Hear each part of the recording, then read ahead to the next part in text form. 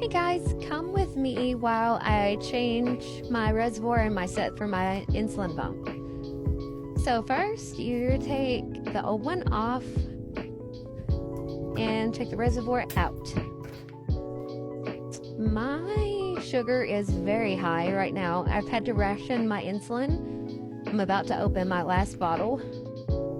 So, fun stuff. Go into settings, you rewind it. Let that do its thing while I get my supplies, and then I'm gonna clean the old site, try to make sure it doesn't get infected. It looks pretty angry, to be honest with you. Clean it up real good, and then I'm gonna clean the other side so that way I can do the new site. So just clean that up and let it dry while I'm prepping everything else. Please don't mind the extreme bloating. I had pasta. I have celiac disease, so whenever I have gluten, I blow up like a balloon. And please don't mind the extra skin either. I've lost close to 200 pounds over the last few years, still losing. And that's what I got left of the current bottle. And then there's one more in the fridge that I'm about to have to open. So I'm gonna have to ration even further now. Yay. If you know, you know. I am LADA diabetes, which means latent autoimmune diabetes of adulthood. It's been called type 1.5 because I have characteristics of both type 1 and type 2. I can go into DKA, and I am autoimmune diabetic like a type 1. So if I don't have insulin, I could die. And the type 2 characteristics is it hit later. I was diagnosed at 23. I'm 31 now, about to turn 32. So it's been a ride, to say the least. So need to try to get all these air bubbles out, because you don't want air bubbles in your insulin. You want insulin to go in you, not air. Going to get the other bottle out of the fridge. Please ignore my messy corner here. I'm eventually going to go through that and get it straightened up at some point.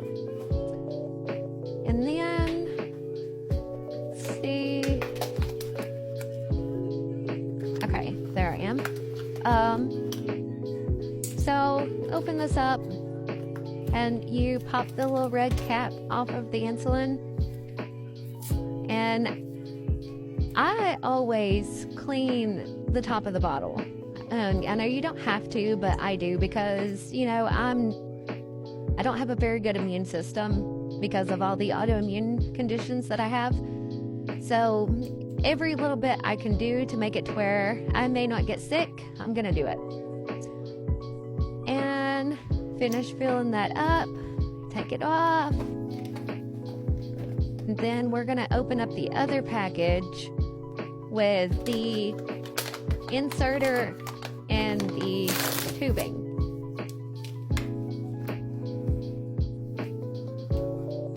That's the inserter. That's got the needle. That's what puts the little catheter in there that stays in there. Then we're gonna attach the tubing, put it in the pump and lock it. And then we're gonna load it in there.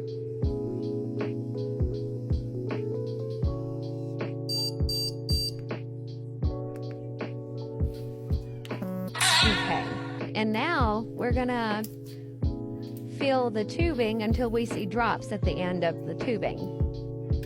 So straighten that out, take the little cap off. And now we look at the part that goes into the catheter until we see drops of insulin. And usually takes about 7-8 seconds. Okay, good. So now I'm gonna set that down and we gotta insert the catheter. This used to hurt pretty bad. Sometimes it just depends on the spot, really. I make sure that's good and stuck on there. But now I don't even hardly feel it anymore. Rub around that, make sure it sticks. You're supposed to change these every 3 days, but now that I'm rationing my insulin, I have been going a little bit longer than 3 days. I don't think you're really supposed to, but why waste it, you know? I'm not about to waste insulin whenever I'm almost out anyway. And then you want to fill that little catheter. And now I am good. I'm starting to have ketones and stuff like that. I'm a little scared of going back into DKA, but I got to do what I got to do. If you'd like to donate